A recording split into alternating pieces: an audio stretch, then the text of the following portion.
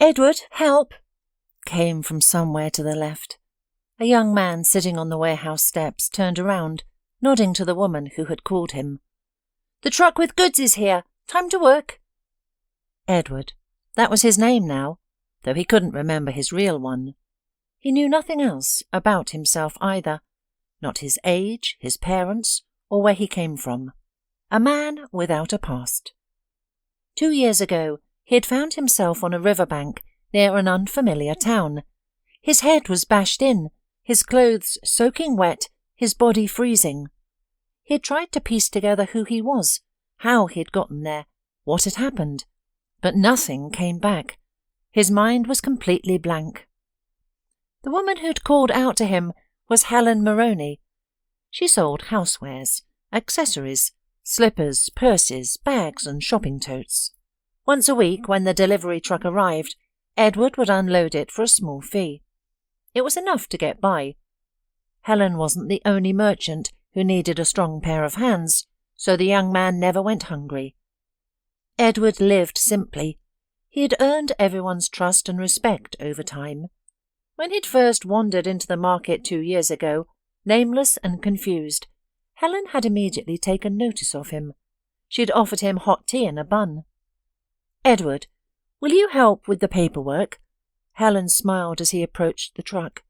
Edward nodded. "Of course." Though he couldn't remember his past life, he seemed to have experience with office work. He had a knack for spotting errors and inconsistencies in documents.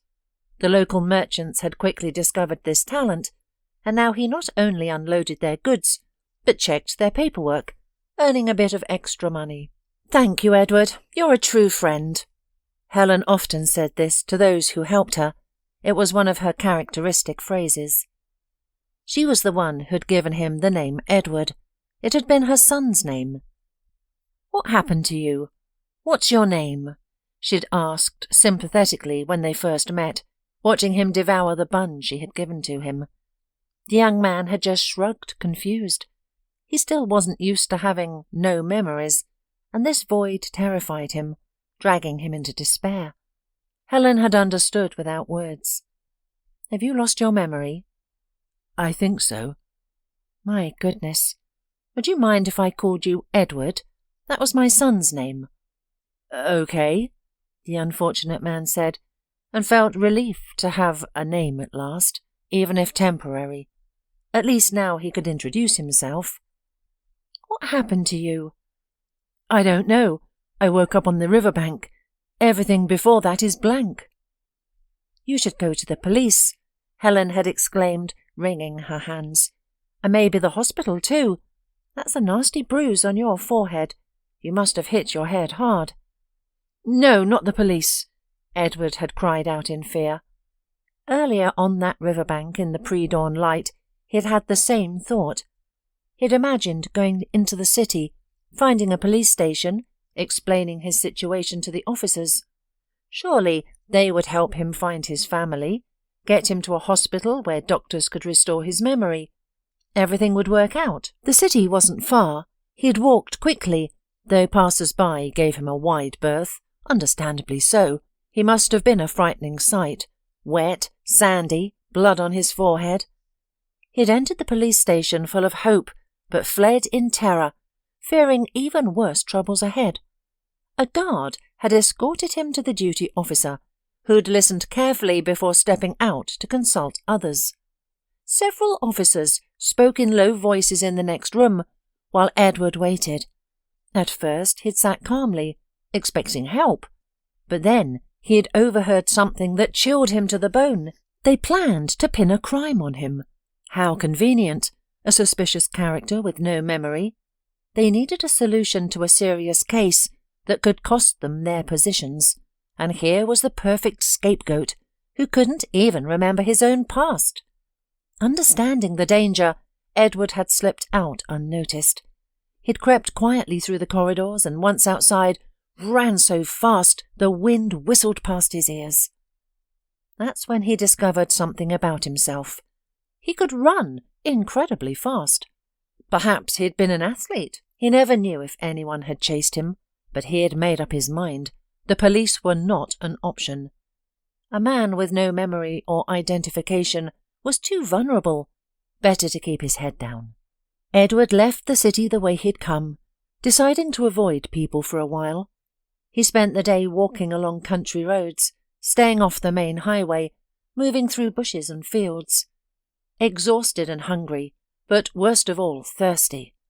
By midday he found a lake. Though murky and muddy, he didn't care. He scooped up handfuls of the brackish water and drank. By evening he had reached another town. Naturally, he avoided the police and anyone who might call the police. He survived on whatever he could forage. Berries, leaves. It barely took the edge off his hunger. On the third day, he ventured into town and found the market square. It was bustling, but no one paid him any attention, except Helen. Later she admitted his lost look had caught her attention. She let Edward spend the night in her market stall. She wasn't afraid he would rob her and run away. "Oh, I saw right through you," Helen smiled months later when Edward asked how she dared let a homeless man into her warehouse. "I've lived long enough to understand people well. I could see you needed help." After nights on the street, Edward slept on the broken cot in the warehouse as if it were a 5-star hotel. Calm, warm, quiet, without mosquitoes or gnats. Helen helped Edward find work. He helped unload goods for local traders, sometimes filled out supporting documents, and even prepared simple reports. Soon everyone at the market knew and respected him for his politeness, responsibility, diligence, and intelligence. Initially living in Helen's warehouse, he eventually earned enough to rent a bed at a nearby hostel. Life gradually improved and found its rhythm. With steady work, Edward could afford food, clothes, and rent. He made friends. Helen, who treated him like a son, Ben, the cafe owner, Frank, the shoe salesman, and many others. Naturally, Edward often pondered his past and future. Helen suggested several times they go to the police, but Edward refused, frightened. He felt vulnerable and defenseless before the authorities.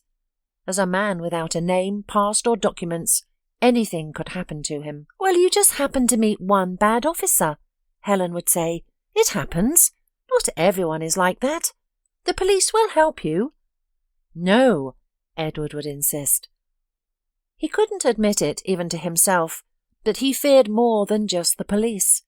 He dreaded what truth might emerge.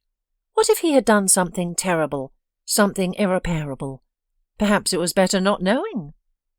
Yet Edward desperately hoped his memory would return. He also was confused by his dreams. Sometimes he saw himself in a dilapidated room with torn wallpaper, stained plumbing, cigarette butts and empty bottles strewn across the floor. Other visions showed stark contrasts: expensive furniture, elegant framed paintings, luxurious flower arrangements, a goldfish fountain, and a swimming pool's bright blue surface dancing with sunlight. And there was a girl, her face close to his, turquoise eyes, gentle, charming smile, freckles dotting her slightly upturned nose. She radiated warmth, happiness, joy. If he saw her in real life, he would recognize her instantly. Edward cherished these dreams of her. Upon waking, he wondered whether she was real, someone from his past, or merely his imagination. He wanted to believe she existed, and that they would meet again. He shared these dreams with Helen.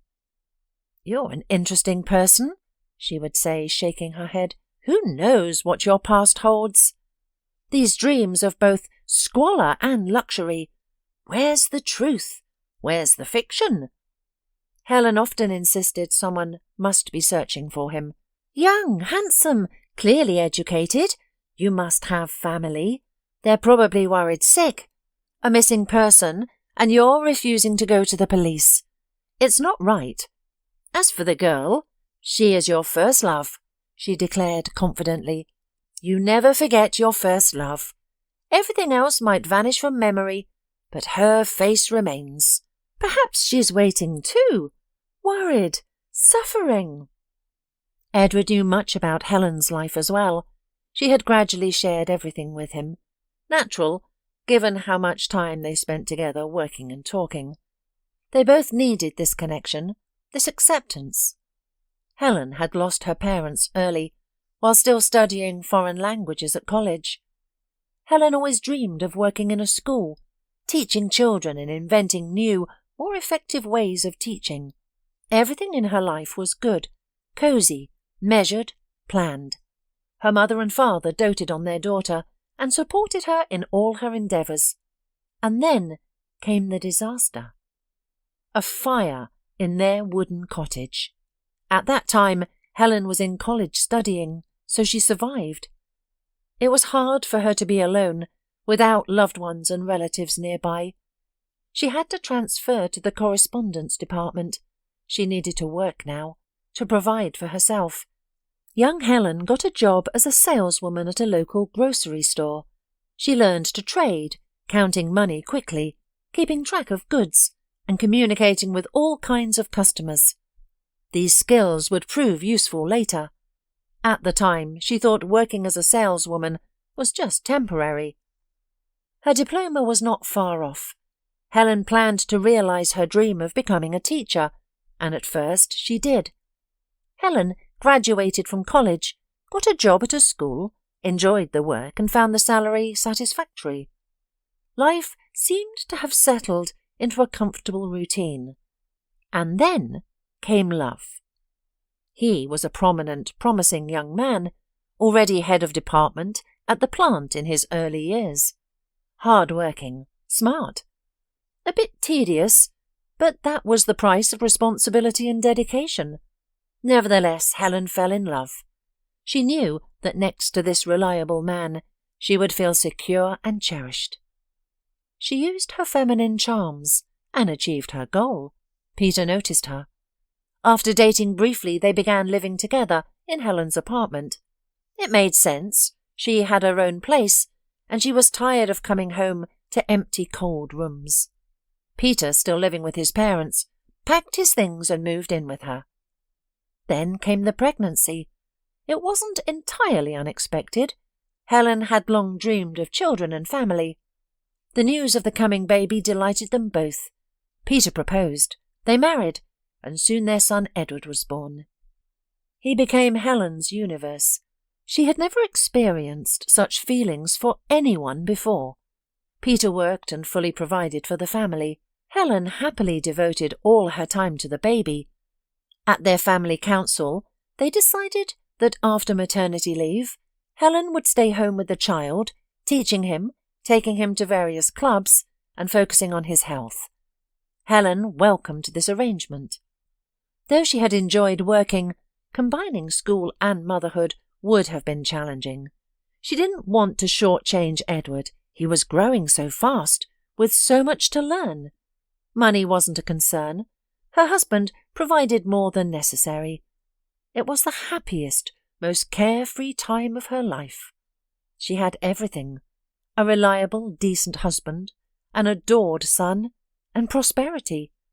She had plenty of spare time, which she gladly devoted to Edward. Their attention to the child bore remarkable fruit. Little Edward spoke Spanish before starting school, played chess like an adult, swam like a dolphin, and easily solved math problems. He entered school well prepared. From his first lessons, the boy amazed teachers with his abilities and knowledge. Helen was proud of her son and herself.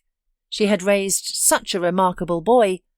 Peter acknowledged his wife's role in their son's success and encouraged her continued dedication to parenting. Helen embraced her role as wife and mother so completely that she forgot about her former career. Initially, Helen wanted another child, dreaming of a daughter. She didn't need her to be as capable and talented as her eldest son, just softer, more sensitive, cheerful, and warmer. Edward was like his father, a rational rule follower, stubborn and goal-oriented. Helen yearned for more warmth, empathy, and communication from him. But Edward was independent, reserved and distant. Unlike other children, he never seemed to miss his mother. Then again, why would he? Helen was always there for him. The second baby never happened, despite Helen's visits to doctors and even healers. No one found any particular problems, but pregnancy eluded her. Eventually, Helen accepted that she would have just one son. But what a son! He was the pride of the school, an excellent student, an Olympiad winner, and an athlete. He excelled at everything he attempted. And then Edward grew up. He no longer needed his mother's constant attention. Peter climbed higher on his career ladder, consumed by work. And out of the blue, Helen found herself overwhelmed by loneliness. She tried returning to school, but her qualifications had lapsed during her years at home. And then Helen got another shock. Peter left their family for a young mistress. Their relationship, it turned out, had been going on for years without Helen noticing. The woman wasn't particularly upset by her husband's actions, since they had long since grown apart. Had they ever truly been close? Now she couldn't answer that question with certainty. Edward went abroad to study, arranged by Peter, who insisted the young man would have better prospects for substantial earnings there. Helen didn't argue. She didn't understand much about it, but her heart told her that now her son was truly beyond her reach. Their relationship had always been distant, despite Helen's efforts. Now, with thousands of kilometres between them, it only worsened. Edward rarely called, and they barely communicated on social media. Helen missed him desperately. Her heart ached for her son. The pain was constant. She had spent most of Edward's life supporting him, noticing and developing his talents. Did that mean nothing to him? The mother could only take comfort in his success. She knew he owned a large, profitable business involving gas stations. Edward lived in a huge mansion, which Helen had only seen in photos, having never been invited to visit. Her son had married a beautiful woman who could have graced magazine covers. The couple showed no rush to have children, whether by choice or circumstance. Helen wasn't privy to such details. Her son remained distant, now practically a stranger. Yet Helen loved him, worried about him, and prayed for his health every evening. Edward had witnessed this a couple of times, and he couldn't comprehend how someone could move thousands of kilometres away and cut their mother out of their life. Helen was clearly a loving and caring mother. Edward sometimes wondered if he had a mother somewhere who suffered, not knowing the fate of her missing son. The thought caused him agony. His heart clenched with pity for those who must worry about him. After learning Helen's story, he became more attentive to this woman. She liked taking care of him. Helen helped Edward choose clothes and baked fragrant pies for him. Edward gratefully accepted this care, trying in turn to do something good for her. When he finished with the documents, he looked at Helen. She was laying out goods on the counter. The market would soon open for visitors. Being a day off, there would be many people. "Did you manage?" She smiled, and when he nodded, she added, "Quick as always. Well, go to Frank, he also needs help." Edward nodded and went to the next row, where Frank sold shoes. Edward had helped him lay out the goods that morning. Frank greeted his friend with his usual cordial smile. They went to work together, continuing their peaceful conversation. Frank reminded Edward of someone pleasant from his past life. The young man knew he had enjoyed talking to someone similar, but whom? His thoughts scattered whenever he tried to remember. Edward caught himself thinking about her again, that same girl from his dreams. He admired her amazing eyes, could almost feel himself stroking her blonde hair. She had said something to him, but what? Try as he might, Edward couldn't remember. It seemed to be something crucial. While screwing a crooked shelf to the wall in Frank's kiosk, Edward heard a sharp cry behind him. Fear and despair rang clearly in it. Edward spun around and immediately grasped the situation. Such incidents weren't uncommon here. At the Rose entrance stood a pretty girl in a light chintz sundress. Her hands spread in confusion, eyes frightened, cheeks flushed red. A teenager was running away from her, clutching a bag to his chest. It was Remy. Many knew him here. A drunk mother's child. He used to beg at the market as a toddler. Many gave him handouts. Helen herself often welcomed Remy, giving him tea and cookies. But Remy had changed as he grew. The cute, big-eyed, touching little boy had become a lanky, angular teenager who people pitied less. Then came Remy's bad influences, a whole gang of street kids who'd banded together. They roamed the market, pickpocketing customers. They left the merchants alone, considering them on their side, but often harmed shoppers.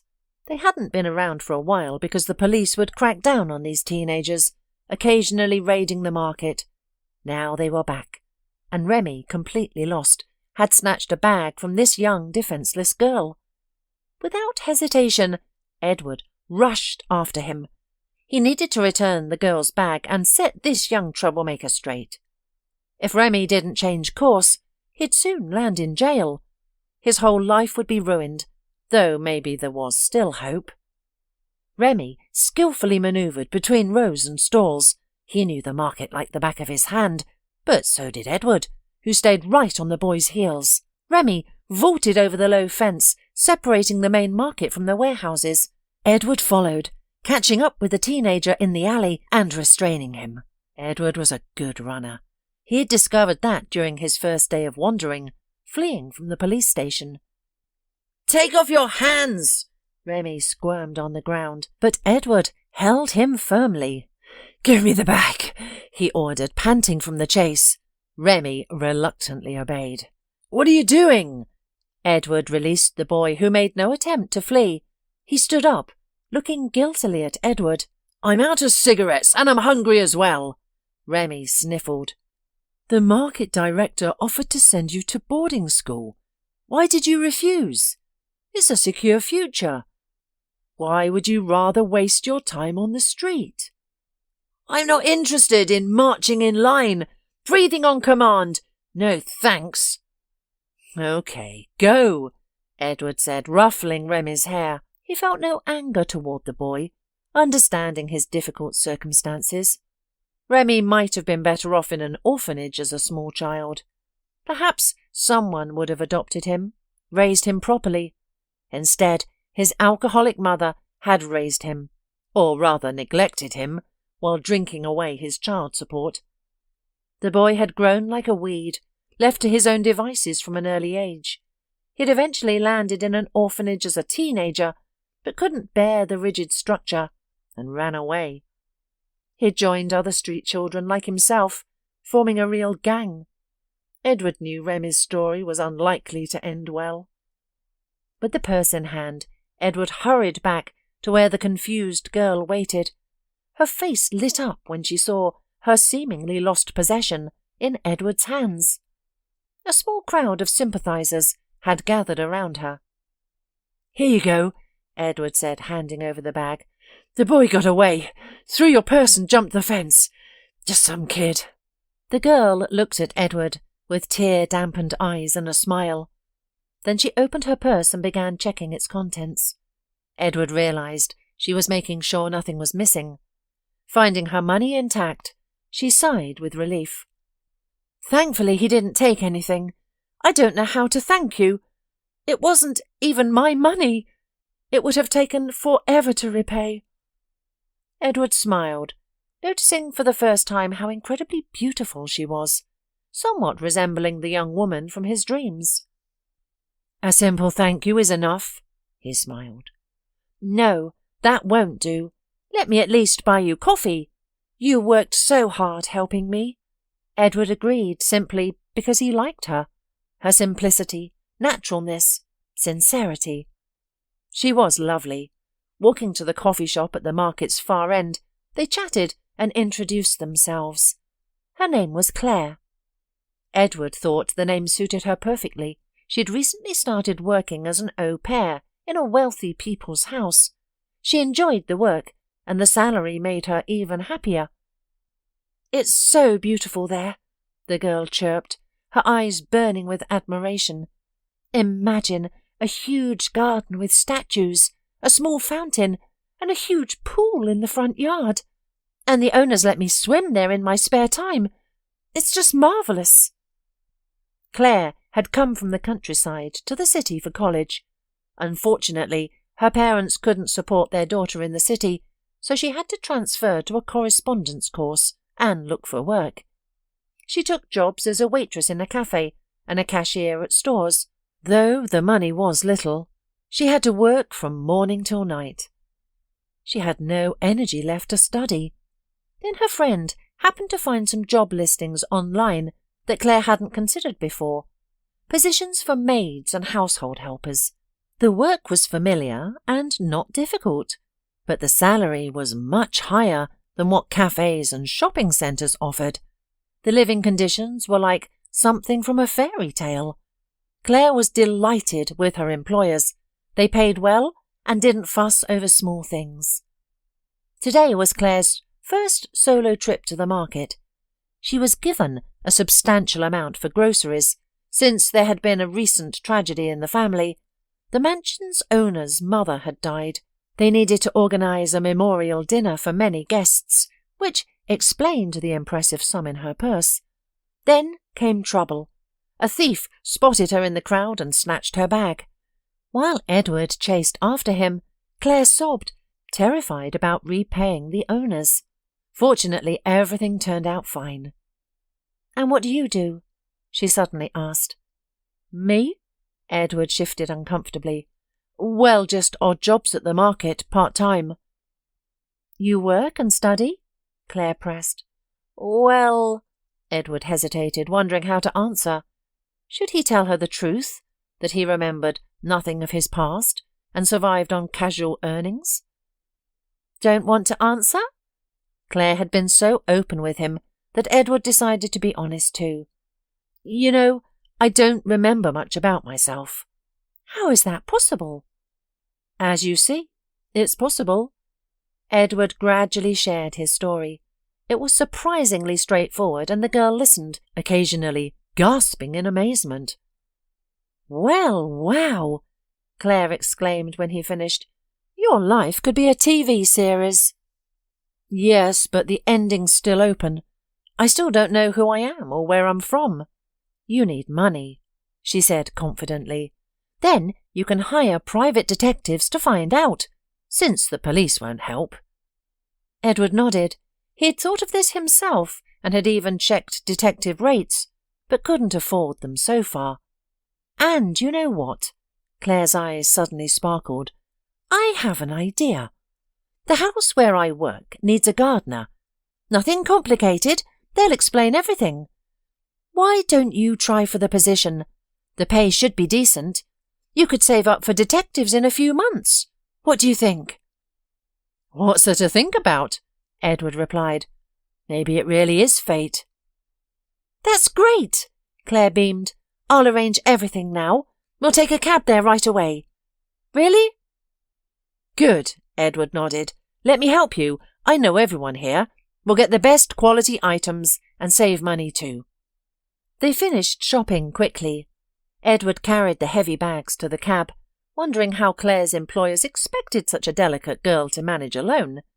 During the ride, she described the mansion's advantages. She clearly wanted Edward to get hired, and he found himself hoping for it too. Living in the employer's home meant no hostel expenses, and with good pay, he could really hire detectives to uncover his past. They arrived at the house's gate, tall forged iron doors that looked impenetrable. Claire touched a magnetic key to the lock, and with a distinctive squeak, the doors briefly slid open to admit them. Edward entered the garden And Claire had been right. It was beautiful, yet somehow familiar. He must have seen a similar garden somewhere, perhaps on TV, or visited a similar place once, though that seemed unlikely. Then, like lightning, a memory flashed. Or was it from a dream? Emerald grass, a small fountain shaped like a fish standing on its tail. Claire, you mentioned a fountain. Could I see it? There is one, she nodded. I'll show you later. First, we need to take these groceries to the kitchen. Edward followed her down the driveway. He'd thought that they'd use the grand main entrance, with its ornate stucco, but she led him behind the house to a back door. Another flash hit him. He'd seen this place before. The tiled porch, massive door handle, bench along the wall. What was this place? Edward grew dizzy and paused to catch his breath. Maybe it was just the heat playing tricks on his mind. In the kitchen, that strange sense of déjà vu returned. Why did everything feel so familiar? Perhaps it was just a common layout he'd seen elsewhere. Want a snack? Claire offered, grabbing a green apple from the table's basket and biting in. But Edward couldn't eat. He felt too anxious and already regretted coming to this strange place. Something felt wrong, but he couldn't understand why. Claire munched her apple while studying him. You've gone pale. Are you all right? Edward nodded, unable to explain feelings he didn't understand himself. Claire finished her apple, tossed the core in the trash, splashed water on her hands, smoothed her hair, then straightened Edward's collar with a smile. Well, let's go. She led him through a wide door into a beautifully furnished room, and then, in this spacious living room, memories crashed over Edward like an avalanche. He swayed, gripping the doorframe to stay upright. He'd been here before, many times. He'd lived here. The paintings in heavy frames, the twisted leg coffee table, the wide staircase with smooth railings leading up, the floor-to-ceiling portrait of a tall, thin man in a stern suit, the 2 sofas, 2 armchairs in pale green fabric, the massive chandelier overhead, even the scent, a light citrus from the shelf-mounted diffusers. Oranges were Grandma's favourite. Grandma. Memories flooded back in a fresh wave. Edward's vision went dark. He looked at Claire for help, but she looked confused too, even frightened. She didn't care about the guest and his emotions. The girl hadn't expected to enter the dining room at such an important moment. The owner, his wife, and several relatives were gathered there. Claire knew only some of them, being new to working in this house. Everyone sat at the long dining table, dressed formally and elegantly. At the centre sat a grey-haired, balding man holding a stack of papers. A pair of thin-rimmed glasses perched on his nose. He peered over them to scrutinise the newcomers, while others turned to look as well. Claire wanted to sink into the ground from shame. She had interrupted what was clearly a crucial meeting. She always found herself in such awkward situations, acting before thinking, as her mother always said. The girl feared he'd be punished for her carelessness. She might even lose her bonus or even her job. Anxiously she glanced at her employer, Mr. Halford. But he wasn't looking at her. His gaze was fixed on Edward, as were everyone else's. Claire couldn't decipher their expressions. Was it surprise? Fear? Both. Edward in turn studied those present. What he'd read on the internet had proven true. Being in this familiar place and seeing details from his past had triggered his memory's return. It happened suddenly, unexpectedly, instantly. Edward felt dizzy and slightly nauseous. He recognized everyone. No wonder. This was the house where he had grown up. He had lived here with his grandmother since childhood. The family notary at the head of the table was familiar too. He had helped Edward's family. No, not Edward's, but James's. The young man remembered his real name now. The notary had assisted the family with both inheritance and business matters, as James's grandfather owned a large company. He'd built it from nothing. His portrait adorned the living room wall, grandmother's anniversary gift that had embarrassed the modest, reserved grandfather. Grandpa was gone now. His youngest son, Scott, ran the business. Scott sat here with his wife, Paula, an unpleasant woman who'd always regarded James with barely concealed distaste. His uncle had never shown much warmth toward his nephew either. They had no children, whether by choice or circumstance, James couldn't remember. Other relatives sat at the table too. They'd celebrated holidays here and dropped by regularly. Grandmother had welcomed everyone, feeding them generously. She'd loved having friends and family around. Grandmother, why wasn't she here? An uneasy premonition gripped James's heart, pushing all other thoughts aside. "James?" One of the distant relatives broke the silence, voice uncertain. He stared at the guy, as if seeing a ghost. Murmurs filled the room. Everyone suddenly crowded around the guest, pushing aside a bewildered Claire. But Scott quieted the commotion. Rising from his seat, he approached James and studied him carefully. "He resembles him, but he could be an impostor, an inheritance hunter. We know there's plenty to inherit. We need proof that he's James." "Scott, you know perfectly well it's me," said Edward, now James. "I can see you recognize me." "I'll handle this," the notary announced. "We'll confirm our guest's identity. The will reading will be postponed until after the necessary procedures. We'll reconvene then, and I'll read the deceased's will."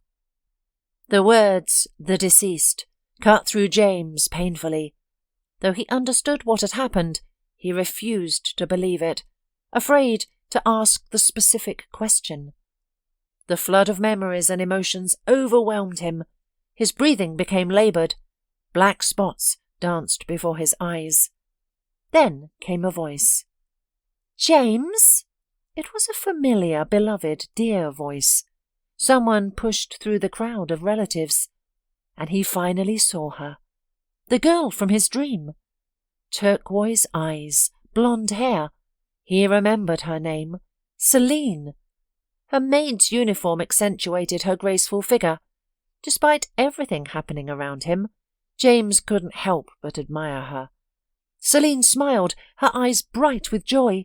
She rushed to embrace him, and he held her close. They stood together among the confused, murmuring people. Claire blinked in bewilderment. She had summoned the other staff when she realized something extraordinary was happening. Now her colleagues stood near the wall, smiling knowingly.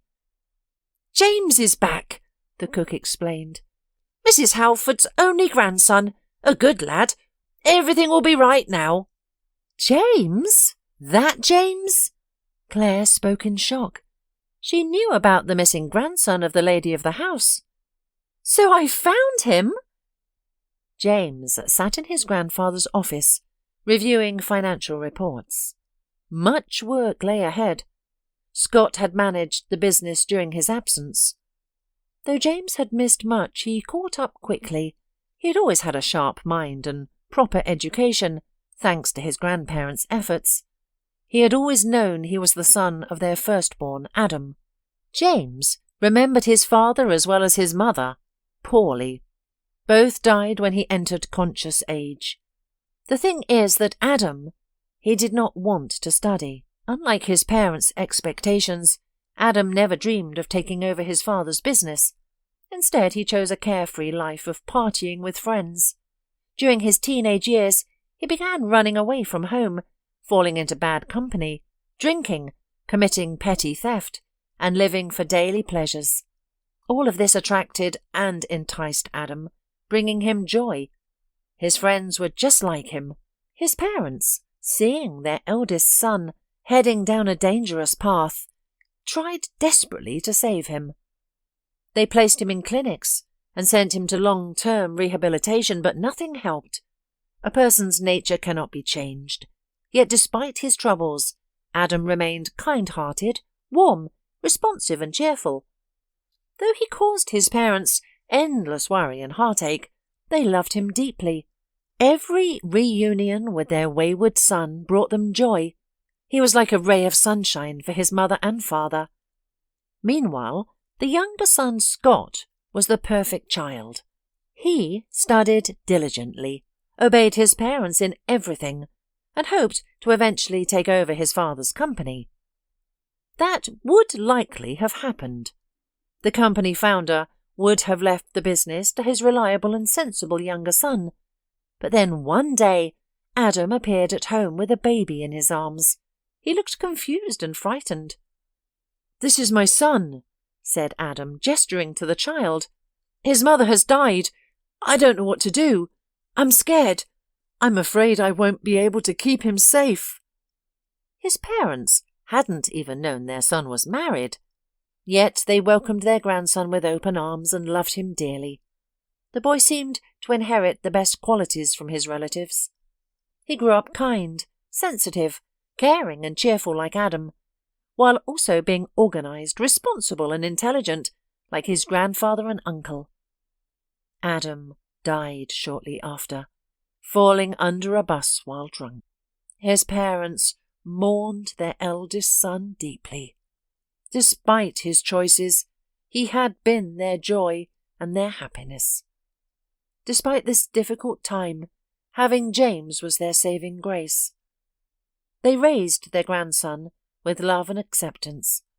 The boy helped pull them from their abyss of despair and grief. Scott, however, was dissatisfied with his nephew's arrival in the household. The attention given to the child irritated him.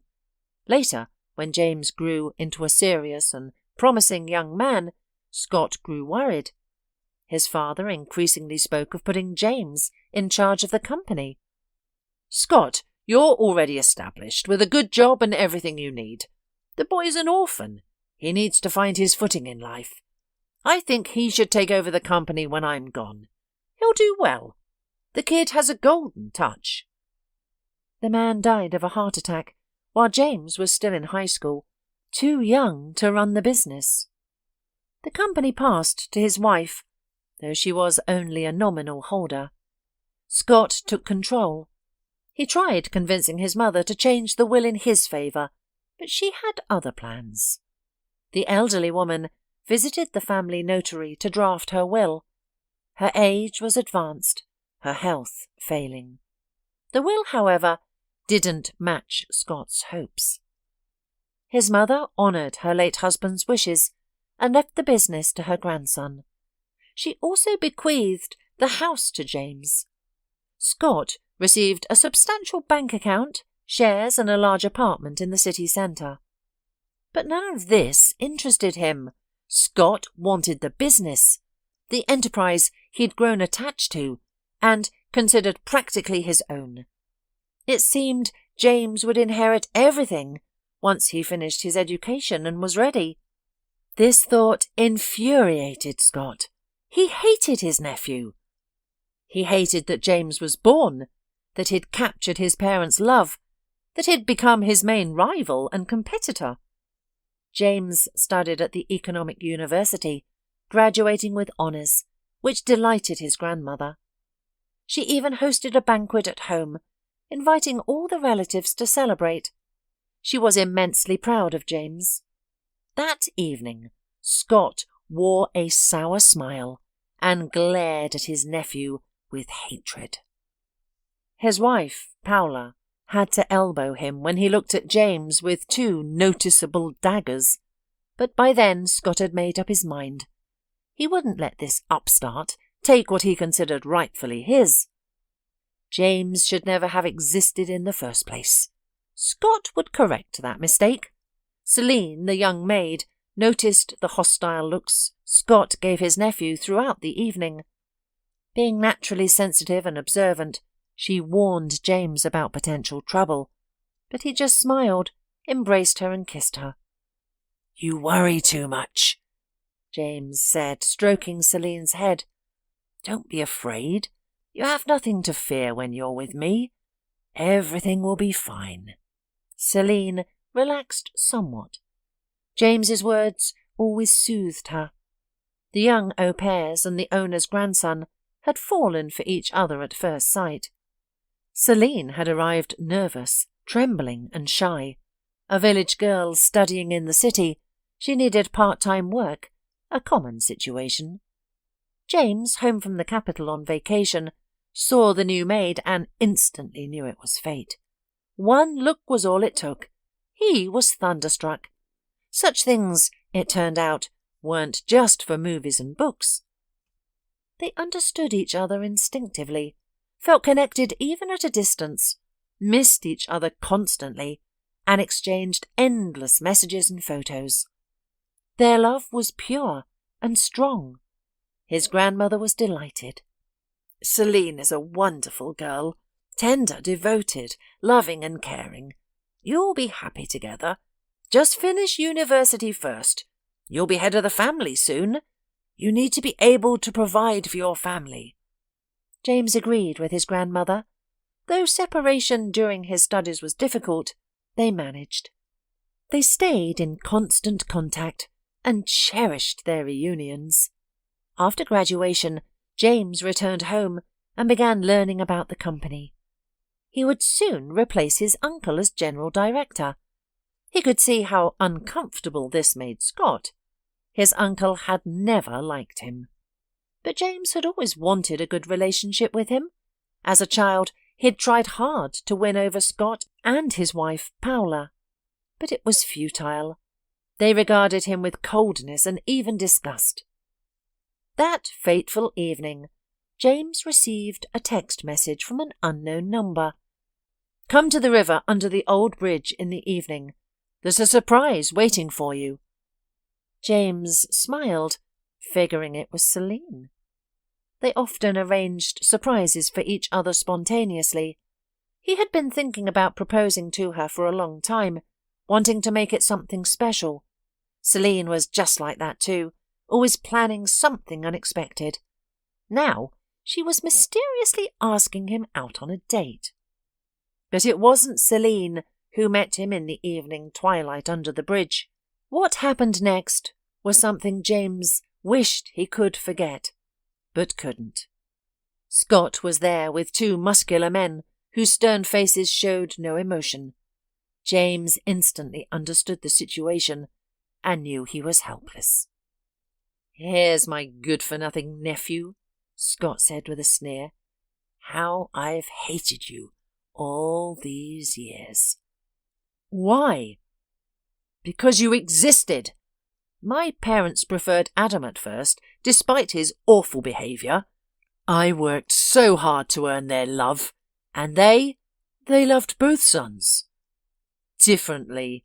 Scott shook his head. Adam was their golden child, and I was just the backup. Adam died. I knew he would. How could he not with his lifestyle? But then you appeared, and they made you their favourite. Your father left you the business, the company I invested so much in. Is that fair? Take it, James pleaded. I don't want it. I'll sign everything over to you. He realised he was fighting for his life now. The business meant nothing compared to survival. But Scott was beyond reason, driven by both greed and deep-seated hatred. You'll say anything now. I want you gone. Scott stepped aside, and his men advanced on James. Despite his screams for mercy, they attacked. A blow to his nose blurred his vision. Then came a sharp pain in his head, and everything faded to black. Later, James woke up on the riverbank, wet, injured, but alive. Scott believed the job was finished. His hired men had thrown what they thought was a lifeless body into the river, expecting it to surface downstream days later. They planned to dismiss it as a robbery gone wrong. But things didn't go as planned. The body was never found, James was reported missing, but Scott wasn't concerned. He had witnessed his nephew's seemingly fatal injuries himself. If the body never surfaced, well, that was fine too. In 5 years, he'll be declared dead, and then Scott will be the sole heir of his parents. He would get everything: the money, the house, and, most importantly, the business. The plan seemed flawless until James showed up at the house. It happened just as the will was being announced, just like in a movie. Scott's mother had recently died of a heart attack, having never lost hope that her grandson was alive. She had written her will accordingly. If James returned, the business would be his. If not, it would go to her son. Scott had thought James's return impossible, and yet he appeared in the living room at the moment of the announcement of the will, and, judging by his nephew's face, he remembered everything, knew everything, understood everything. What had he waited so long for?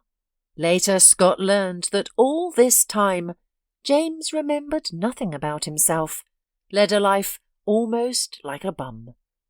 Now, James struggled to focus on his report. Numbers blurred before his eyes as his mind wandered. He questioned his decision not to report Scott to the police.